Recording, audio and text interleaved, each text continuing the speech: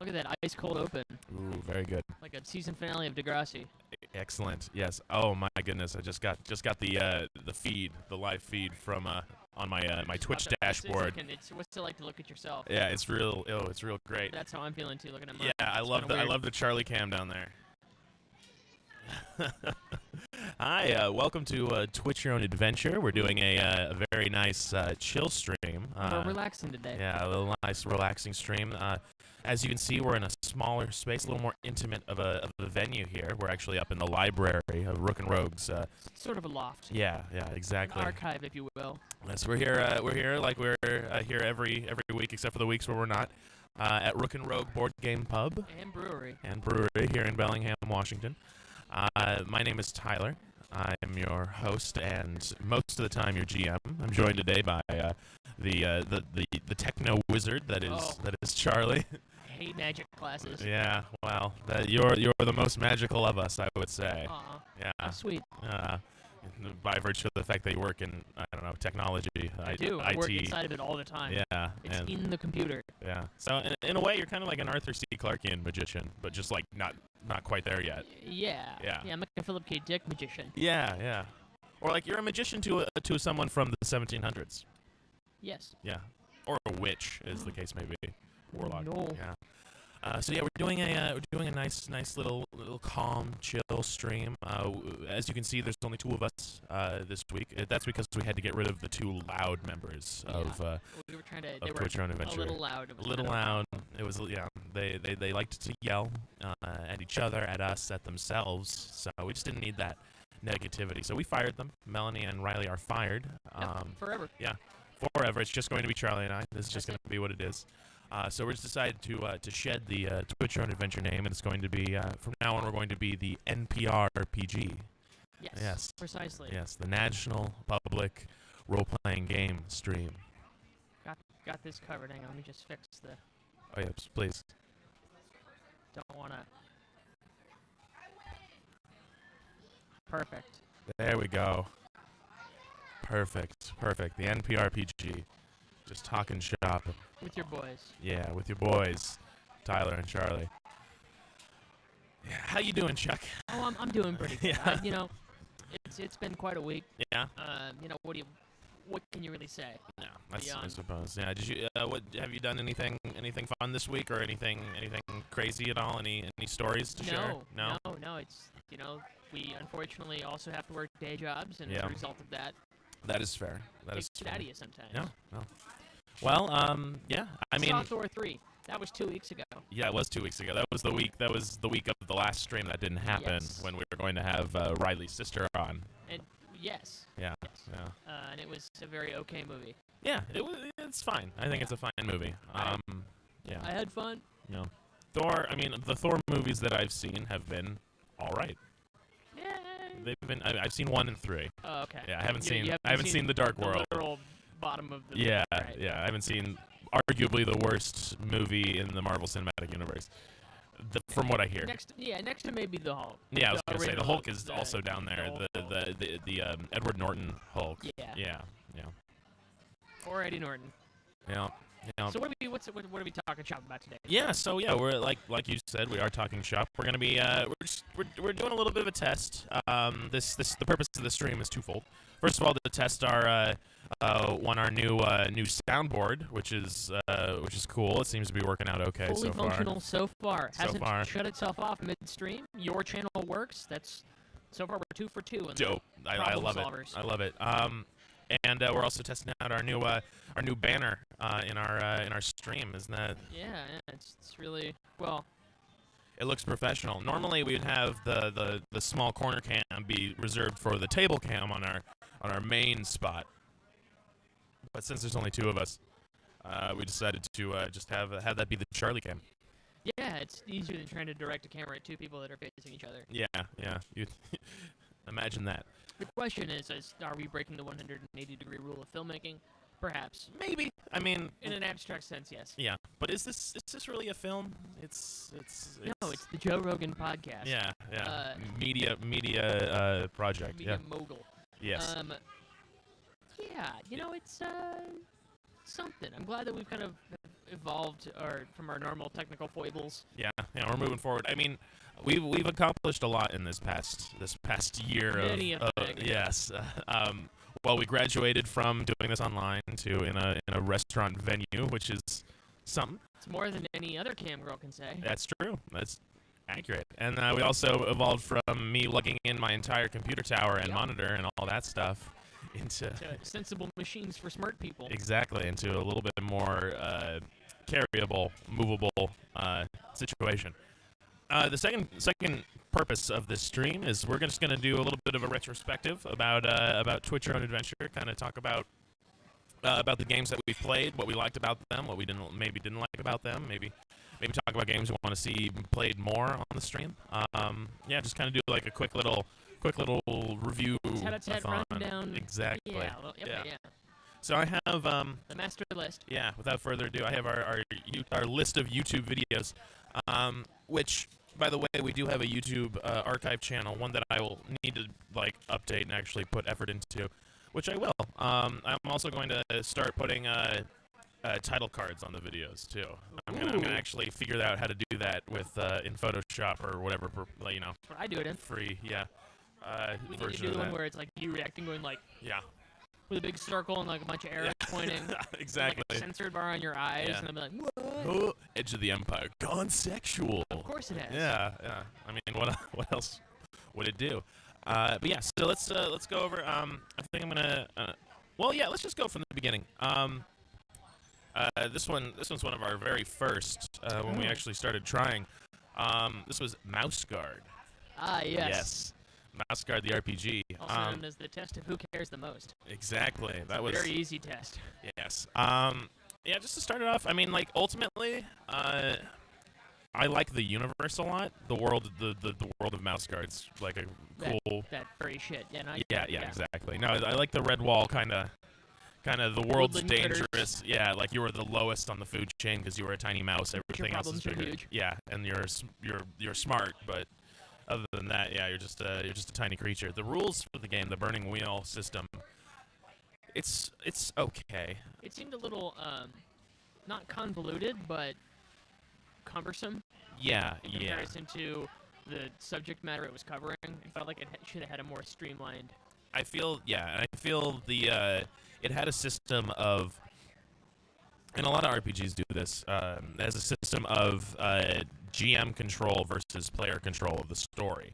And there's structures for that, which is, it's good for some people who are not really into, who aren't really versed in narrative gameplay. Right. Yeah. Sometimes you need it to be more like a choose your own adventure book. Yeah, where it's kind of like, okay, now it is the GM's time is done. It is now the talking stick has been passed to the players, who each get to do a thing. Right, and then pass it back, and then yeah, exactly. That kind of structure thing is kind of necessary for some people who are more like crunch-minded about games. Yeah, or just inexperienced, or you need to guide new players that don't really get the flow of how a game works. Yeah, and that can also work for like younger audiences too, like younger players. Are you saying that this is a game for babies? If you play this game, you are in fact a baby. I'm not saying that explicitly, but Mouse Guard, game for babies, and if you like or are good at Mouse Guard, you are a baby. Yeah, I guess that's the official statement. Tiny and small. Yeah, tiny and small and dumb. Yeah, just for the most part. Yeah. Probably poop your pants for fun. Yes. But yeah, that's. I mean, I on a whole.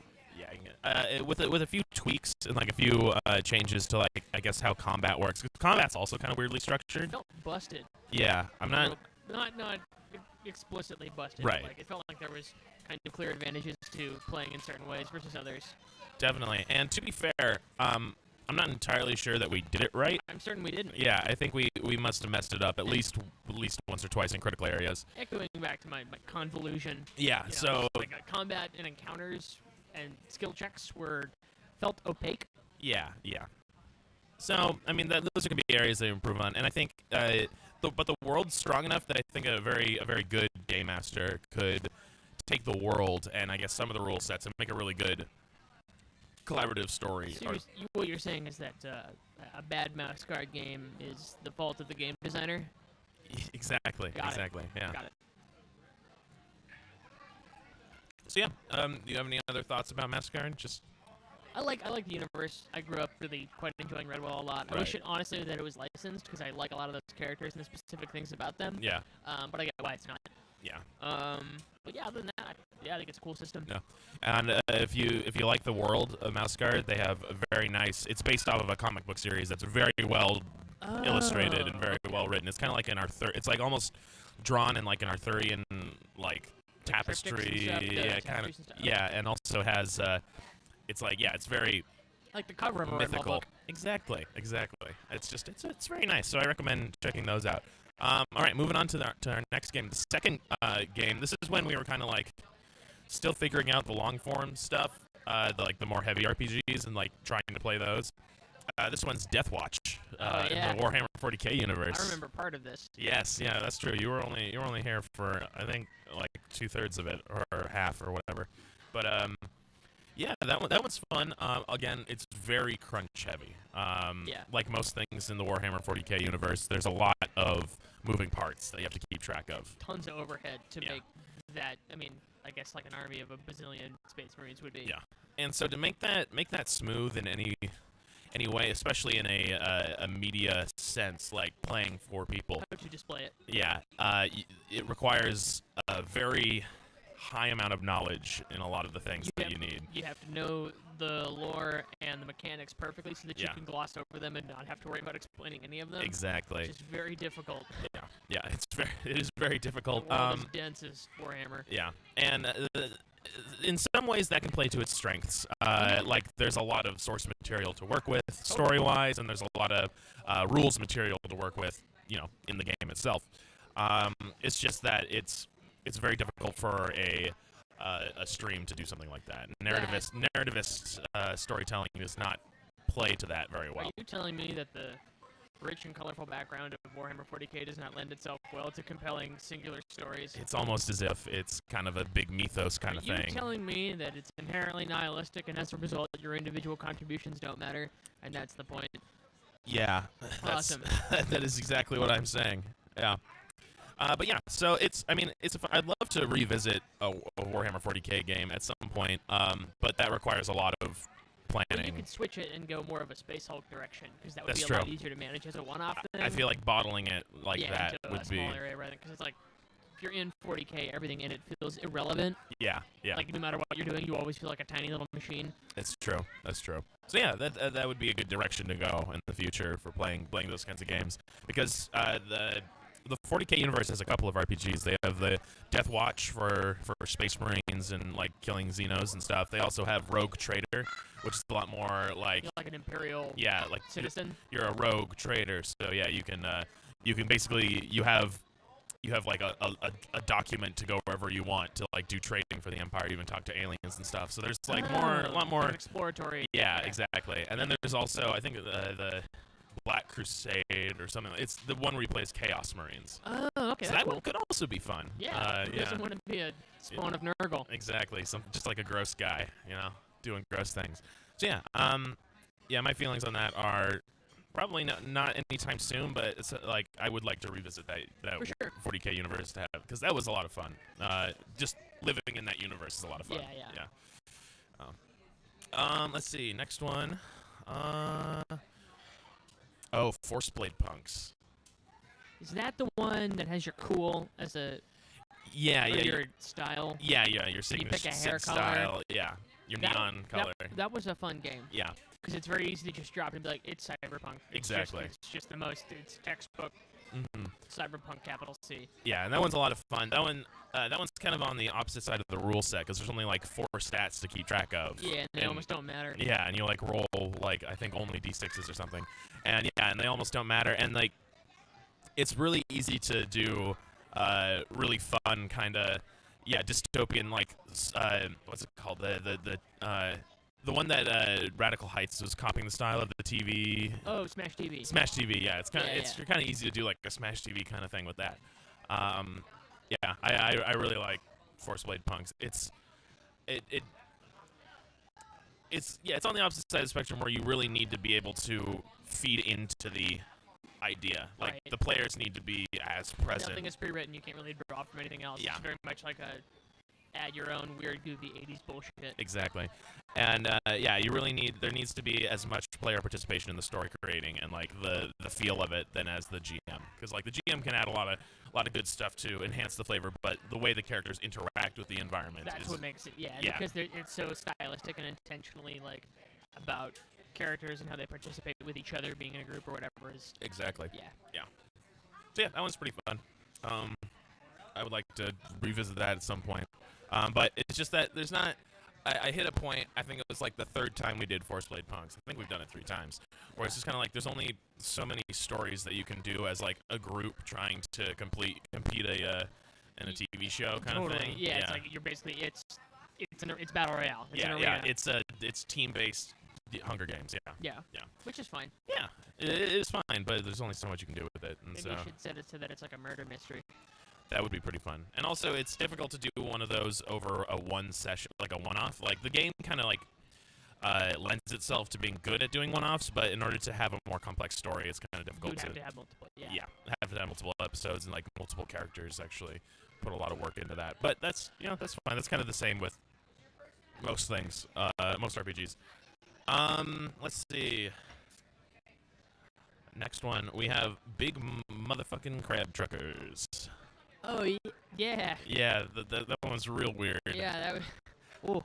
I think my favorite part about that one is the mechanic where you can interrupt anyone by saying no fucking way, and then you have to roll for it. Yeah, it kind of has a, like a bullshit. Yeah, exactly, where you kind of have to just, you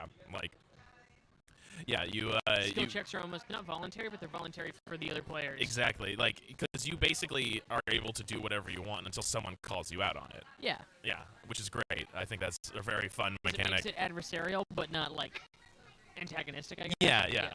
Where it's like, okay, come on, it's like, I pick up the truck and I throw it, 600 meters through the sky. It's like, no, fucking way, man. And then you roll for it and see if that actually happens. And then that has the propensity. Yeah, you have to actually make it so in the universe, or make it fail spectacularly. Right. Which is great.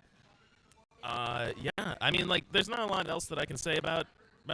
There's a lot of style, not a lot of substance. That's kind of the fun part. Yeah, it has a very strong idea behind it, which I like. I like a very strong, high concept. My problem is that visualizing a crab driving a truck is very difficult. It's very difficult. As a concept, and the movement and motion of being a crab.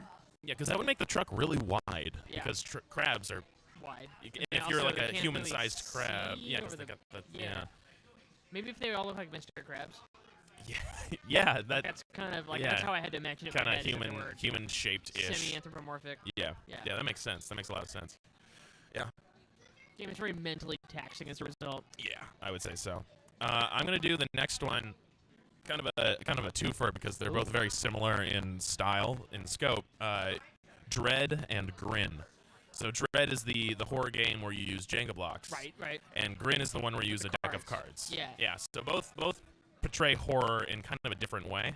Whereas with Dread, Dread's a lot of fun because you're feeling the tension, and all of your choices are based on your skill as a player of the game of Jenga. And so you have this kind of tactile.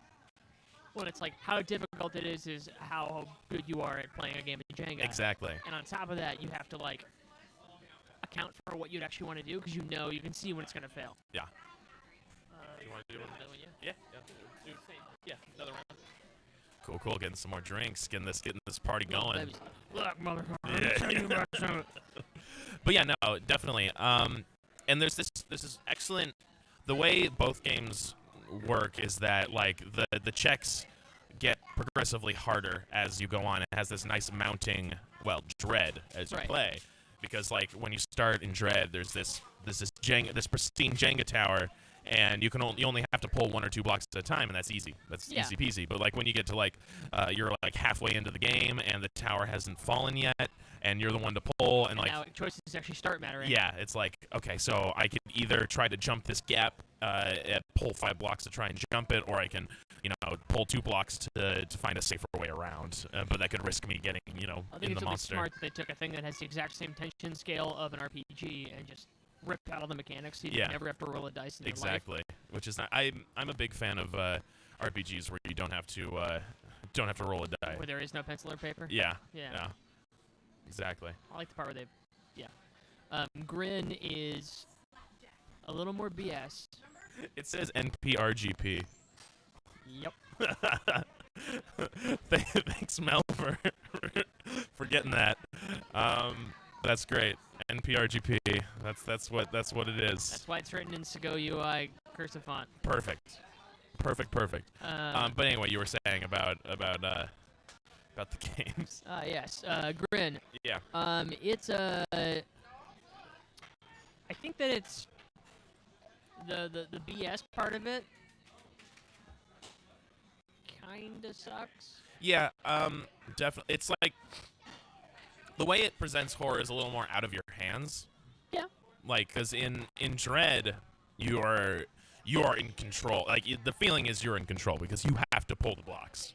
Right. And you have And like there's always that little bit of hope where you can you know, well, maybe I can eke it out based on skill alone. exactly. Whereas in Grin, the only way you can really affect the card pulls is if you have like face cards to play in order to make someone else draw extra cards or to make it so that you draw less cards, you know, on that pull. And so that's kind of, I mean, that one's fine.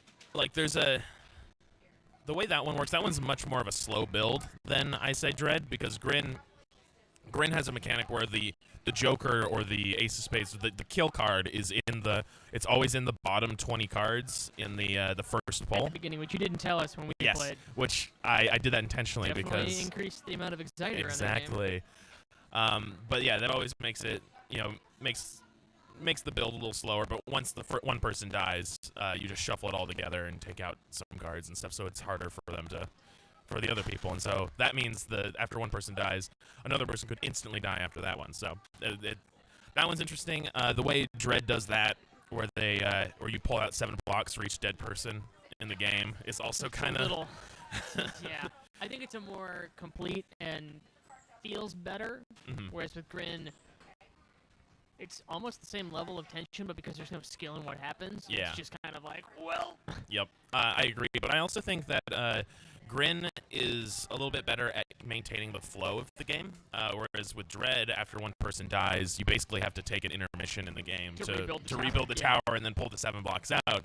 Whereas with Grin, you just pull out like 4 cards and then reshuffle everything. Did we play Grin was the one in the cabin, right? Yeah, Grin was the one with the cabin. I think that one was it was like the summer camp that you guys were going to. Yeah, and we had a camera crew. Yeah, the camera crew. Randy the cameraman.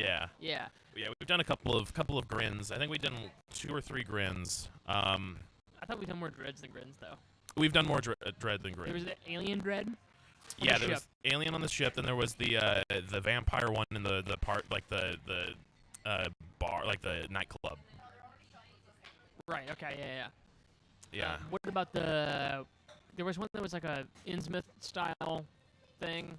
Oh no, that was a different game. We'll get that we'll get there in just a second. Which that's probably a good point for us to move on from Dread and Grin. I mean, like we're definitely going to be playing more of those because that's an insanely easy game to start. Snap a cool story into yeah, and like it's the way the rules are done is so easy to just have it creates tension very well. So you just need to have a scary monster that you don't reveal at the beginning, and then the game writes itself. Right. Yeah. We also had, I don't know, wait, yeah, you were here. It was French. I think it was like the French Revolution kind of scary thing with Caleb was the special guest when we played that. I don't know which one that was, but yeah. So that was something that we did, where you were like in a small French village and like you were part of the British Army. It's fine. Oh no, I remember. Yeah.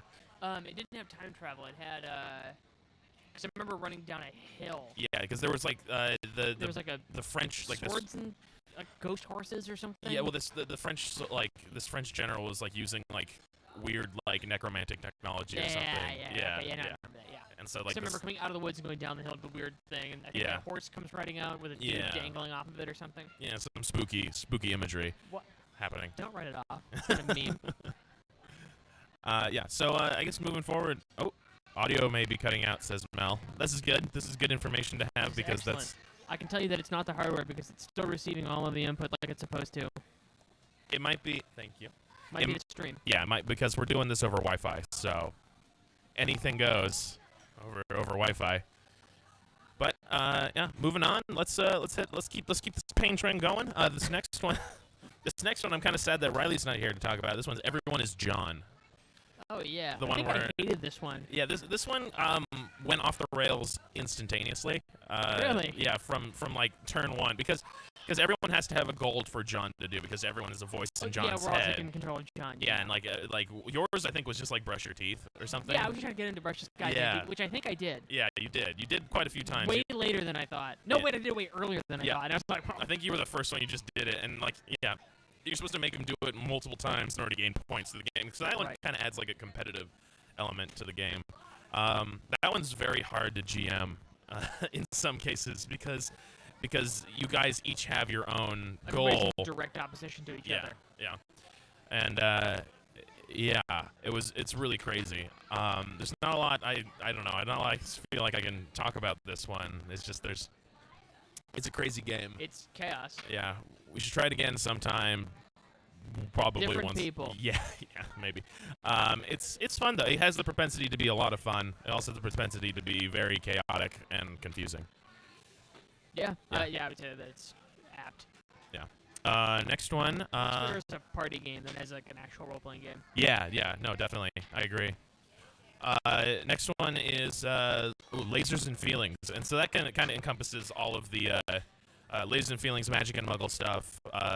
Dungeons and Dragons. Yeah, Swords and Scrolls. Yeah, Dungeons and Dragons. Yeah, Swords and Scrolls. All those kind of like there's one, but the main one's Lasers and Feelings, and so you just have the one die that you have a number between It has an 2 and over-under. 5. You're good at Yeah, one and not the other. Yeah, exactly. Yeah. And so that one's good for just like a quick and dirty get up and play kind of game because you just have to pick one number for your character and then like a general concept and then you can just go. And like most of those games have good like story seeds starts to them. Like they'll have like this is happening, but this is also happening, so you must do this in order to stop it. Like random tables to add to it, which is very nice. And in general, all of the games are pretty well like skinned, like the one page because they're all one page RPGs. The aesthetics of them are usually pretty good, which is something I haven't really talked about. They look good to yeah. read and they feel. Yeah, Yeah. no, because I remember every time we get a PDF of one of those, it's always like some actually pretty compelling thing. Yeah. Yeah, and so I mean those ones are fun. We're definitely going to keep doing those because they're the easiest Quick ones to and do. simple. Yeah, literally one number to keep track of. Easy to just like generate a story out of that. And yeah, I like them all. There's one that we haven't played yet. Let me see if I can find it. It's called RPGs. Looking for. Is this a variant of? Yeah, it's one of the variants of Lasers and Feelings. So yeah, I have Lasers and Feelings, Magic and Muggle stuff, Scrolls and Swords, and now Tactical Waifu which is a gun gal kind of gun girl game. Is it one of those things where like the girls are the guns? No, it's one where you're what's it called, that one anime? Thank you very much. The one anime where there's like she's a girl, she's like the P90, she's like a schoolgirl with a P90 kind of thing. So it's like that. It's like these schoolgirls with guns, like anime game. So yeah, it's something. That's the one that I am. Yeah, exactly. So I'd like to play that at some point. That might be the next one of those, unless we get Aaron back on to play Magic and Muggle stuff. Oh yeah. Yeah, I had a really, I don't know, I thought very funny idea for that, which was a technical college for Magic. A DeVry University. For Yeah, Magic, yeah. University of Arizona, Phoenix. Exactly. University of Phoenix. I think actually, I don't mind. Yeah, it's oh wait, no, this is actually a different one. Never mind. That was from our first Magic and Muggle stuff. Never mind. But there was like I had a joke about it being like one of the most premier magic and diving tech schools in the Pacific Northwest. HDR repair. Yeah, exactly. Yeah. So yeah, I like those are good games. system games. Good Yeah. systems. Mechanically.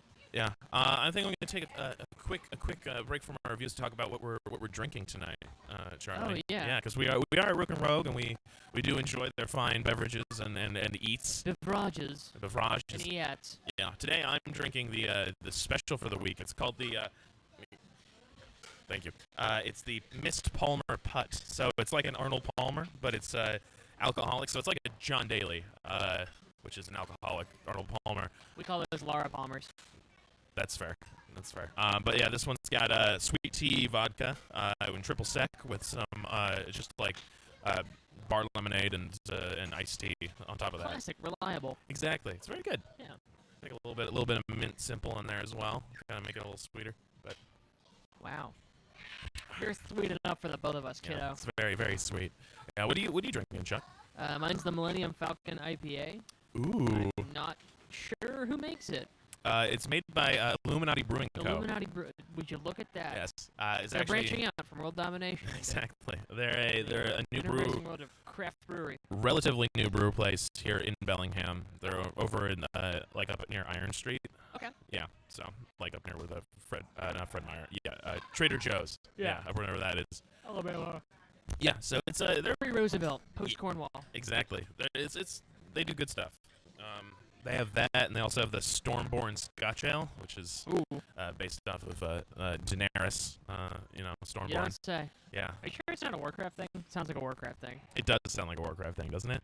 I'm not sure. The question is, how basic are they? Are they Game of Thrones basic? I mean, they have Star Or Wars. Warcraft basic.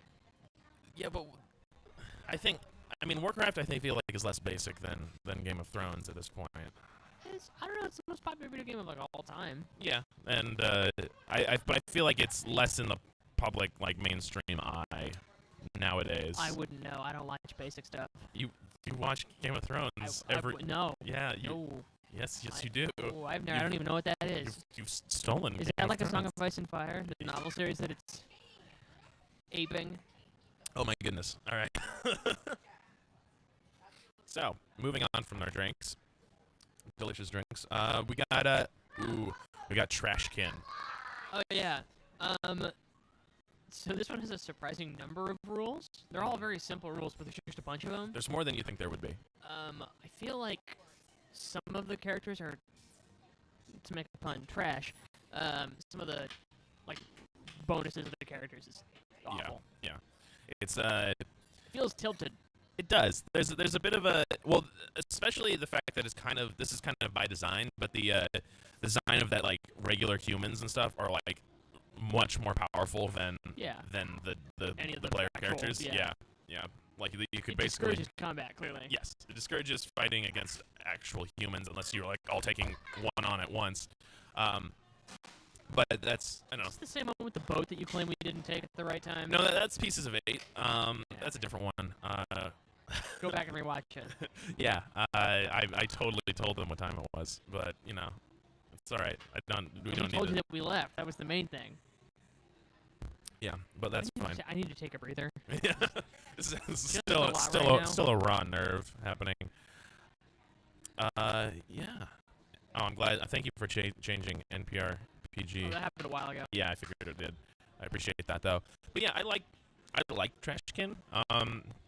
Grant Howitt, I think is his name. He makes all these like one-page RPG stuff. He made Honey Heist, which we haven't played on It's the stream. bear one. Yes. Riley keeps trying to get that to happen. He keeps pushing for it. I'm not necessarily blocking him, but I'm indifferencing my way Sure, to sure. make sure that what he wants doesn't happen. It's just like a big gray Don't space. tell him, guys. There's no yes, there's no no. It's just Yeah, a it's big. just like he's just like, but yes, and it's like I can't see you over all this gray space. Exactly.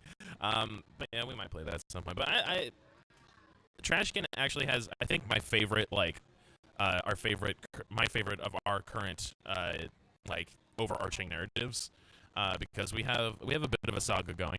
We don't have the latest episode that we streamed, which was with Melanie's dad. Oh yeah. Yeah, that one because it cut out partway through, and so it was a big old Heroically. yeah.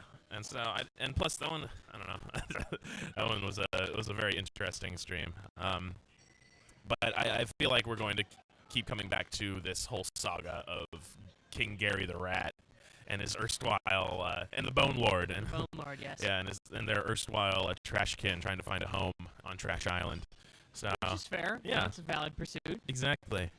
And I think that is currently I feel it's a little fitting that it's technically our flagship of our of our Twitch Adventure shared universe. Yeah, I think. Yeah, that's our leading Yeah. tale. Really. About trash animals finding a garbage home.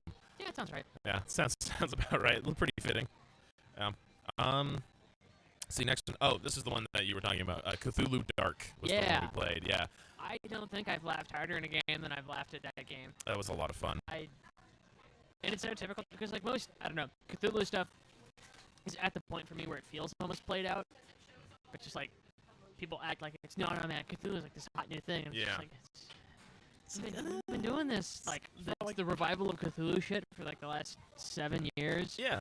Like, people are just finding H.P. Lovecraft, and so incorporating Cthulhu elements as a little random component is just kind of like, makes me die a little bit because I'm cynical. But I'm glad that we could find some fun of the time, like the time of the setting was great because everybody had purpose-built clothing that I just ridiculous. That concept to me is so hilarious, and I couldn't get over it, and I don't think I broke so hard ever. Like that. That was very funny. Like periodically, I'll literally go to bed and I'll think about. Yeah. You know, your sleeping cap and your pooping shorts. Yeah, It's just like they're giggling to myself like a jackass. It's terrible. Slapping gloves and clapping gloves and all that good stuff. And your handshake gloves. Yes, of course. Yeah. I do recommend people watching that. Michael, our ever good sport special guest, he was playing that with us, and that's 2 hours of I think his soul slowly dying as we kept making those jokes. Listing articles of clothing.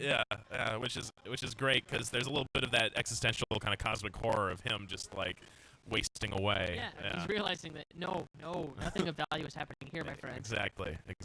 There's nothing significant becoming. As for the game itself, I don't remember a lot of it. I know that there was a mechanic where there was no combat mechanic because if you tried to fight the monster, you'd die. Yeah. Because that's kind of the thing with Cthulhu is that. Yeah, wasn't it? It's like sanity checks. Yeah, there was a lot of sanity, and you could like you can go partially insane in order to like stave off some like death or like some damage or something like that. Sacrifice mental stuff for physical stuff. Yeah. That's kind of which is a pretty common balance in Cthulhu-based things. Is you sacrifice sanity for life or life for sanity. Yeah, and it's kind of just like a nice way to play in the Cthulhu universe without having to play Call of Cthulhu, which is a bit involved. It's a bit more involved and than old. Yeah, exactly. But it's pretty fun. Might not play it again. I mean, I don't really feel the need to. Like, that was a fun thing to visit it once. Fine, yeah. If we're going to revisit the Cthulhu universe, we'll probably do it in another system, if at all. So, I mean, like, I'm not super attached to the Cthulhu universe. Like, I think it was just it was a good night that worked out really well. Yeah. Not in spite of the game, but regardless of the game. Yeah, definitely. Let's see. Ooh. This one is Edge of the Empire. Ah, yes. You mean the greatest role-playing experience ever so this is by mankind. This next 10 minutes is going to be us sucking the dick of Edge of the Empire. Furiously cradling the balls. Yeah. No, it's a really cool system that can be difficult to explain to people, but if you show it to them, it's very easy because it's color-coded symbols. There's no numbers. Yeah. And so because you're rolling dice that are effectively just when you roll dice in any other role-playing system, you're looking for a delta. You're looking for being above or below a certain number. Right. And this is the same thing, but all you're doing is you are representing opposition by a separate symbol, and you try and have more of the good and less of the bad. Yeah. On top of it, they also have a advantage and threat system, which makes they serve a purely narrative purpose. They make it so that when you do something, it kind of determines how well you fail or succeed and how poorly that goes. It's definitely, the narrative dice system is what they call it. And it's very, I really like it because, it not only shows success and failure, it shows degrees of both. Yeah, so it lets the storyteller in that particular moment kind of run the game. It gives them a degree so they don't have to overcompensate for how well something did just based on numbers. Character creation is a little complicated for folks. It is definitely the longest part of that game, which can be said for a good amount of RPGs. That's true. Yeah, and it's a traditional role-playing game, so it has books and dice and splat books and stuff. So it's like it's not very pick up and play friendly. But if you put the pre-work in, I feel a very rewarding experience. Yeah, if you have, it's one of those that requires like a session zero kind of like a pre-game. Yeah, exactly. So you can ask questions of like, okay, so what am I allowed to? Why can't I put everything in ranged light? Yeah, exactly. Which is fair. Yeah, you should. Ranged light is very the most grenades. Yes, or just melee, and then you modify your vibro weapon to have a crit rating of 1, and then you kill everything instantly. To just basically cheat, and it's a lightsaber, we but better. we have both played the game long enough to find our own cheating There niche. are ways Yeah. to beat that game in Yeah. gross ways. That's another part of that game is that a lot of the weapons, like the combat it's pretty bloody. However, there are two ways to mitigate that. One is that a player character doesn't die when they reach their hit point max. Right. They're out of the fight. They and fall it's unconscious. A lifelong Yeah. critical issue. Yeah, and they take a critical injury, and so the more critical injuries you take, the closer you are to And the harder, dying. well, yeah, because it pads a number, and when you roll on it, the higher the number, the more lethal the thing is.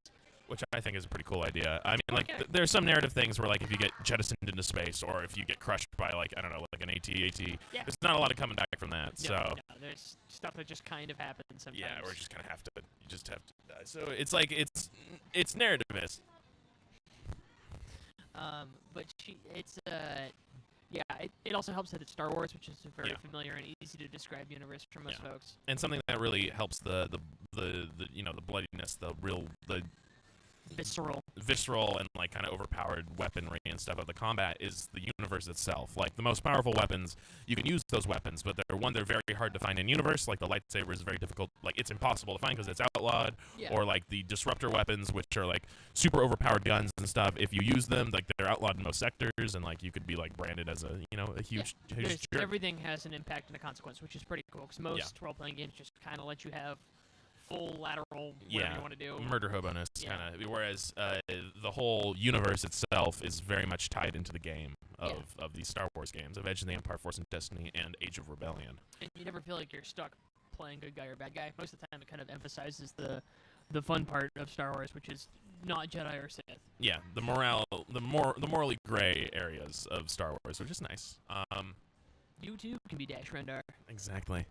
But yeah, I think that the character creation can take a while. It can take a while to get used to. But the leveling up once you have a set character, once you have like your talent tree and like all that, is very intuitive. Yeah, because it just tells you what each thing costs, and it's a grid, and you have to buy things in the grid, which I'm pretty thankful for, because like it's very much because like things like D&D, especially older editions of D&D, you really would like to, if you're not very versed in it, you need help from like the DM and stuff to. Well, and you'll miss constantly what things are in your talent tree. Exactly, You're allowed to your actually skills. explore. You're like, can I do that? They're like, oh no, you're supposed to go this way. And you're like, oops. Okay. But yeah, with Edge of the Empire and stuff, it's kind of all just plain text a little bit, which is nice. But yeah, so Good system. I like it a lot. yeah, I don't think we need to dwell on it any Star further. Wars, and so it's better than everything else. Yeah, That's just how that works. exactly. You guys should check it out.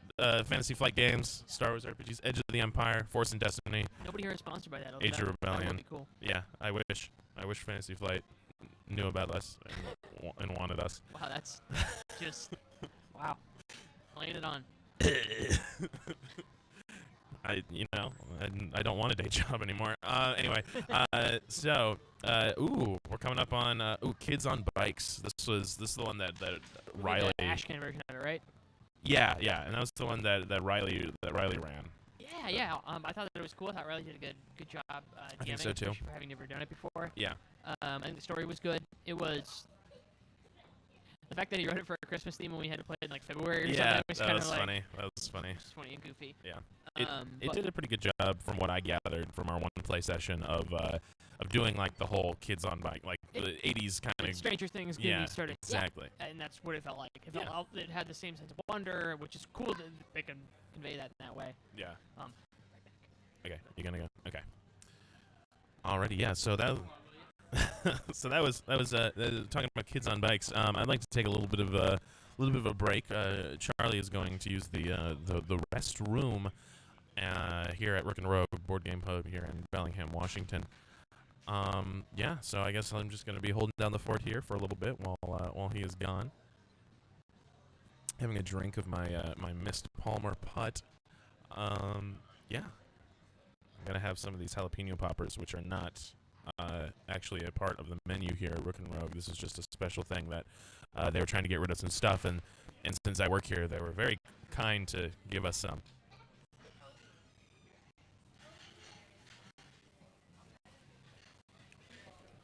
They're no longer hot, so they're not as good, but that's fine.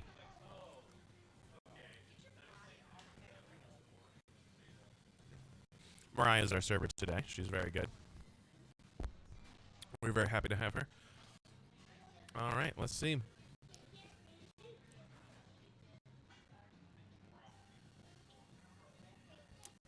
Yes, that dead air where I need to talk to the screen and make sure things are happening while Charlie is gone. Thank you, Mariah.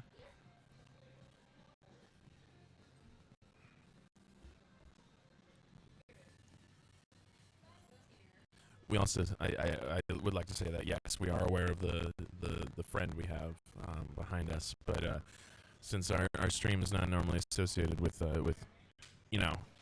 children things, I would really not like to include her in our gags and gaffs. So that's what's going on.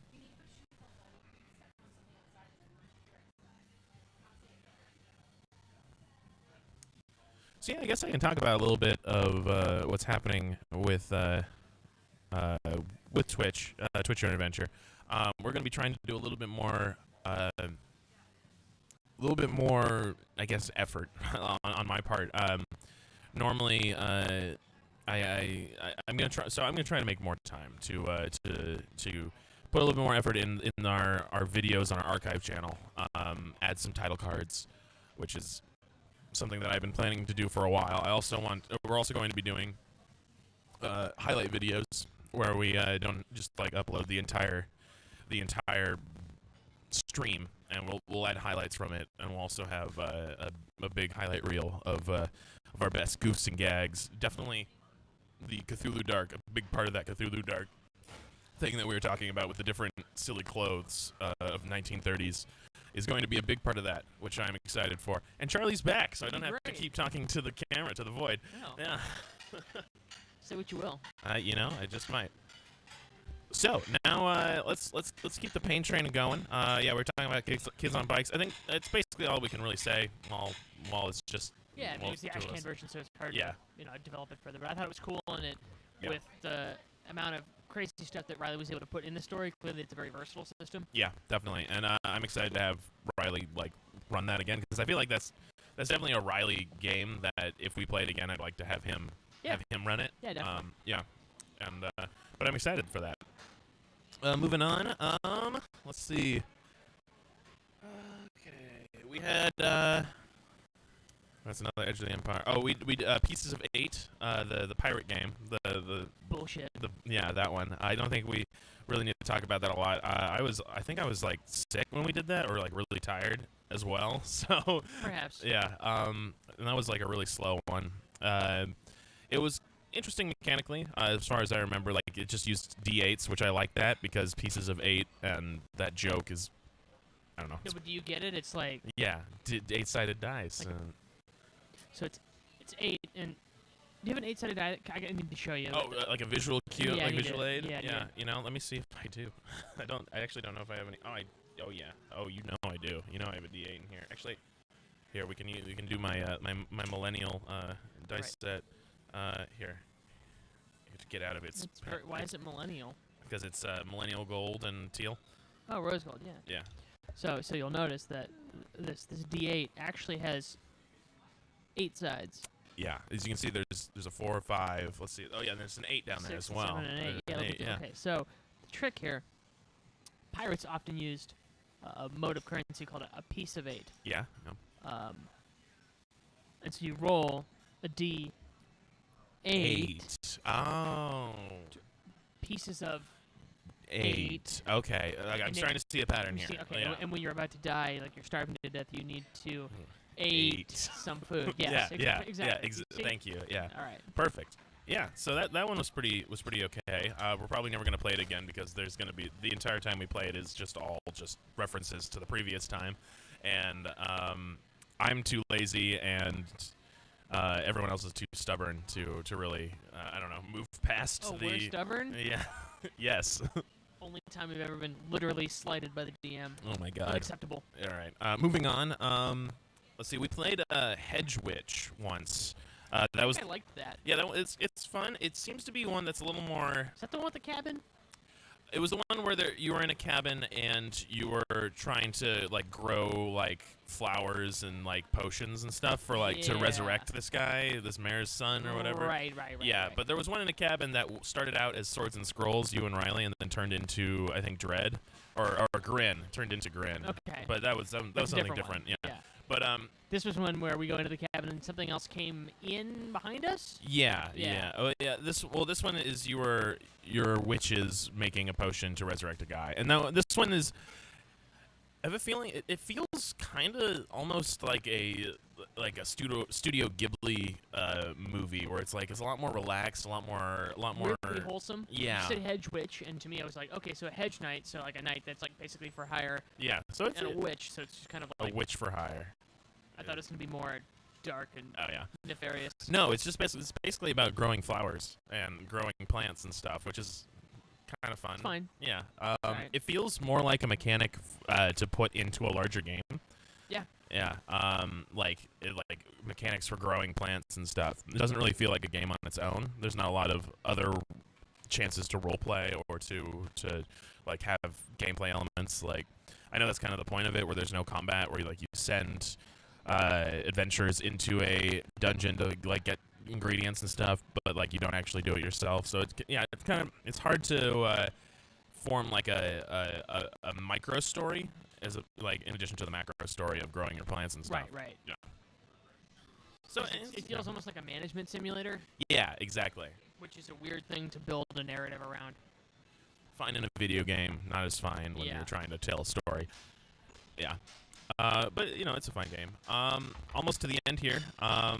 Yeah. I mean, we have played other games on the stream. A lot of them didn't make it to recording or to our archive channel through one reason or another, like audio problems, connection problems, stuff like that. But yeah. Let's see. New type. So this was the mech one. Oh yeah, the mecha actually. Yeah, the mecha. Yeah. It's very strong anime influence. Used words, right? Yeah, used syllables to describe things. It's kind of like the haiku one. Yeah, like Warrior Poet, which is also a fun one. But yeah, I like that. I like the concept of you use syllables. You have a set amount of syllables to describe your mech and your mech's weapons and your mech's abilities. And it sacrifices based on other. Yeah, I thought it was a really, really cool and innovative. It's system. a very interesting idea, which I liked. My only problem with it is that it wasn't written very well. The rules, it wasn't very clear in their design. They had the core elements down. You describe your person with 3 adjectives. You describe your mecha with syllables. So yeah. Yeah, it just wasn't really written clear. It says you choose a die and to roll, and didn't really tell us that you needed to all choose one die or what type of die to choose and stuff like that. It didn't really seem done in its creation. Yeah. It felt like an ashcan version of a game that was missing some of its, I don't know. Yeah. Parts. Yeah, and not even parts, just polish. Yeah, just polish. I definitely agree, and I liked it. I'd like to play it again. I thought it was cool. I'd like to play it again, and I'd like to have a more visual element, because half of the fun of mecha stuff is what they look like. Exactly. And I think we could have a lot of fun with that one, and I think we should plan stuff with that. But definitely like to see that later more on the stream. Coming up at the end here, I haven't done any of our core mechanics ones because we've done one or two where we've made up rules for the game ourselves. We also did one, Tricksters and Crusaders, which was the JoJo's game that Michael and I, the Diesel game. Sorry, yes, that Michael and I created, that one was fun too. That one also requires some polish. What was the name of the powers that you had? Your Trickster. Yeah, your Trickster. Yeah, you're a Crusader. Oh yeah. So you were a Crusader, and your Trickster was your avatar. Yes, your magical power. Yeah, your manifestation of your magical power. Mm-hmm. Yeah. And they were all named after, bands and songs and stuff, and yeah. So there were some fun ones that I can't really think of right now. But we had some good puns, I think. Yeah, I'm trying to even remember what mine was. Yeah. It wasn't Duran Duran, because I remember thinking I wanted to do Duran Duran. Yeah. No, yours was Mikhail George. That's right. Yeah. Mikhail George. The Careless Whisper. Yeah. Careless Whisper was it? Yeah. That was pretty good. I'm very clever. Yes. When you're not naming your characters all after Randy Pitchford. What's wrong with Randy Pitchford? Nothing. I have never named a character Randy Pitchford. I don't know what the hell you're talking about. That's true. I actually think that's accurate because Yeah. Maybe the Dread one was, I think or that the was Green Danny one. Fropditch. Oh, God damn it! All right, yeah, probably. Well, I mean, I'm not I'll gonna go check back my and Google look it up. document that Yeah. has all of my characters that I Yeah. have them on. So the last one of these set games that we're doing, that we're going to talk about, Gladiators. I liked that game a lot. Me too. The instructions were rough, but Yeah. I don't. Whatever. Like It's definitely got some small time indie jank to it, but and the drawings in it are a little bit atrocious, but it's suspect. yeah. But the rules themselves are solid. They're great. Yeah, the guy who created it really did a great job, kind of capturing like a 1-to-1 fight. The part that I really liked is that he introduced a stun mechanic, and stun mechanics are really, really hard to pull off because they make you powerless if you are stunned. And in a player versus player situation, it's very, very difficult to make that feel fair. Yeah. But because of the way the stun system works in that game, you can stun somebody, but they still have a way out. Yeah. After a while, especially if the other player doesn't keep doubling down on stun for no damage. Definitely. Which is how I won all of my games. Because Yeah. all you have to do is reverse the stun once, and then you win. Yeah, pretty much. Or hope you do. Main complaint about the game, main critique. It has a trident, doesn't have a net. Yeah, there's no net. I think that's a really just a critical failure. Yeah. That you can't play an actual retro artist. Yeah, it's a good game. It's not going to be a great game until Until the that net. net expansion comes out. Yeah. Yeah. There should be a shield, armor, what is it, fleet or speed, finesse. It was like your parry dodge. Yeah. Parry dodge and armor. Something. Shield. Yeah, shield. Something that I learned. Should be a net box. Yeah. For how many nets you have. Definitely, just like built into the bones of the game. Yeah. One thing though, a serious kind of thing. Shield. The shield skill is kind of confusing, definitely, because there's one mention of it somewhere in the rule book about how if you have a shield, the shield means you have a physical shield, and in order to use a two-handed weapon, you have to throw the shield on the ground. To pick it up. So, but it's only mentioned once that that's the case. So Yeah. Something like a trident, which is Yeah. A two-handed weapon for all intents and purposes. Yeah, and so it just does not. It doesn't explain well enough that the shield is a physical object, because like it kind of bounces between shield being a physical object and the shield being like a metaphysical idea. Yeah. And so that's something that should be, I feel like, could be cleaned up. Yeah, basically just mention that if you do that, you have to forego using a double-handed weapon. Yeah. In tandem, or be able to drop it. Something that they could clarify, yeah. But other than that, I think it's a pretty fun game. Not a lot. It's not really a role-playing game so much as it is a battle simulator, which I'm also cool with. I think that's fine. Half the fun is building the character and You build the character and you fight it. Yeah. So we might come back to that game on stream. I'd play it again. Yeah, where we'll like. Especially if I get to win.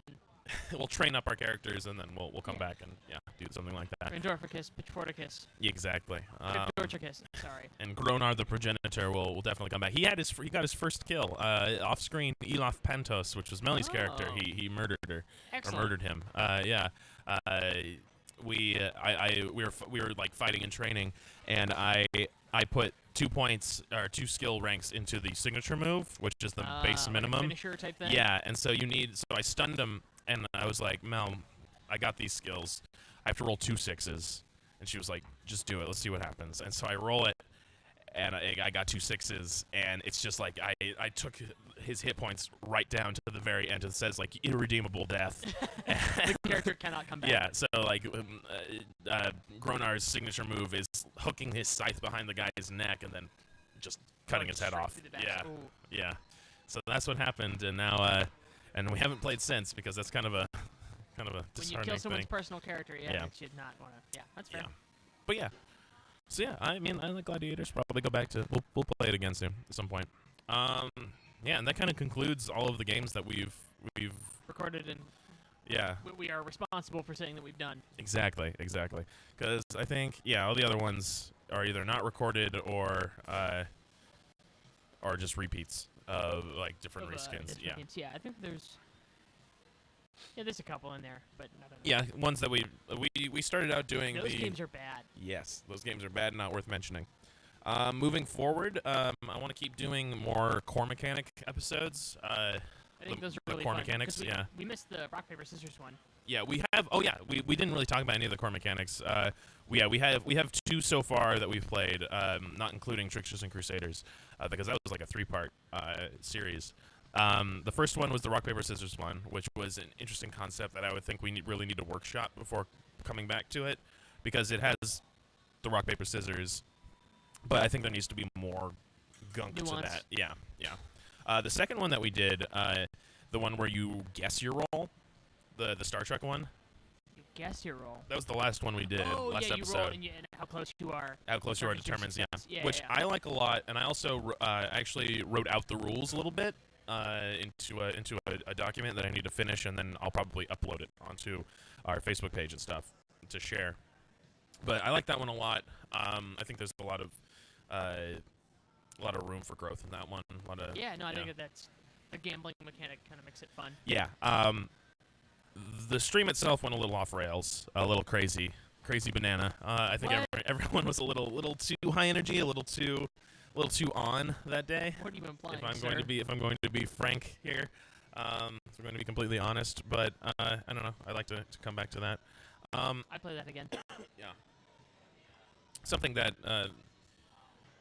that kind of leads into how moving forward, I think I would really like us to work on being more of a playing more to the audience than to ourselves. No, but I need to jack off on screen. That's how this works. That's very fair. You promised. And we'll have that for the after hours, stream, the after party. Sponsors only stream. Yeah. So I think that's. I just want to go on record saying that I feel like we should be working on crosstalk and stuff like that. Yeah. To make us more of a digestible form of media. Yeah, our media empire, that is, our conglomerate. Yes, that is Twitch Your Own Adventure. Horrific conglomerate. Yeah, definitely. But yeah, yeah. I don't really have much else to go over here on this episode. We kind of did what I kind of wanted us to set out to do, kind of talk about the games. Games that I think, let's see, let's do top our favorite game that we like on the stream and our least favorite game that we like playing on the stream. Like performance of the game or the mechanic of the game? Just in general, like game that you enjoyed the most playing on the stream versus game that you enjoyed the least. Okay. I don't think I can pick a top 5. That's what I'm saying. Let's just do a top one, bottom one. Yeah. I was gonna have us do top 3. I'm to the Empire because I have a particular bias for that game. A bias I like that one. Yeah. I liked the Cthulhu game we played because there was no combat. Sure. I thought that was very interesting and a very compelling and interesting way to play a non-combat game. Mm-hmm. I also really actually enjoyed Gladiators, even though it's not really a role-playing game. Right. It's like a role-playing combat thing, but yeah. Kind of have to make your own role-playing and story in that one. Yeah. I think my gut reaction for dislike is Grin, but I don't actually dislike Grin that much. I just dislike that both times I played, I've been the first person to die. Right. Which is fair. That's kind of how the game works. Yeah. I felt like Mouse Guard has more mechanics than it needs. I think that's fair. Yeah. I think my favorite one that we have done, I think just in terms of ease of getting into it and just like entertainment value, I think would have to be Dread. Dread's just it's hard to overestimate the value of just like a game that this game has built-in tension and a rising action by default. Definitely, and I really like that's really nice to do, and I'm trying to have us not really play it that much until we get more towards spooky times. But, right. Yeah, but and then a game that I really want to see us play again is New Type. I think we have a lot more to explore with that game. I think my least favorite games to play on the stream, I would say the Hedge Witch was not a lot of fun. Hedge Witch seemed more like a game to play with your friends, not a game to show people. Exactly. And then this one's tough. Either Mouse Guard or Mouse Guard's. I love the universe. Game's just not as fun to. Just clunky. Yeah, just clunky. Mouse Guard or Everyone is John, I would say.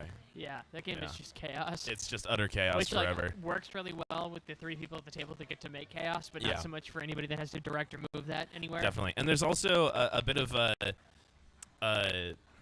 there's kind of like a moving stage with streaming, is that everything has to be continuing forward. Like we have to be moving forward in like basically a conveyor belt we can't really stop to like look up rules or stop to like kind of Exactly. take breaks and think about stuff. Which kind of has to happen in Everyone is John. Yeah, because you have to really alter the storyline on the fly for that one. And so that one doesn't really play well to our form of medium. But yeah, I really like. I'm excited for our future. We'll be playing more of these games and more new games because games are always coming out. I have a couple of games that I would like to play. More long form, like where we'd have to actually like create Design characters beforehand and okay. like understand the rules before we play them. and like play them Gross. through multiple sessions and stuff. I know it's that is gross and strange, but yeah, there's a game Coriolis, which is it's like Sniping game. no, it's like a sci-fi game, like kind of like I mean, I don't want to draw this comparison, but Firefly, it's kind of like that. Bridge It's Crew type yeah, thing? Or but more like it's sci-fi, but it's Middle Eastern inspired, Middle Eastern and Asian inspired instead of like okay. Western and yeah.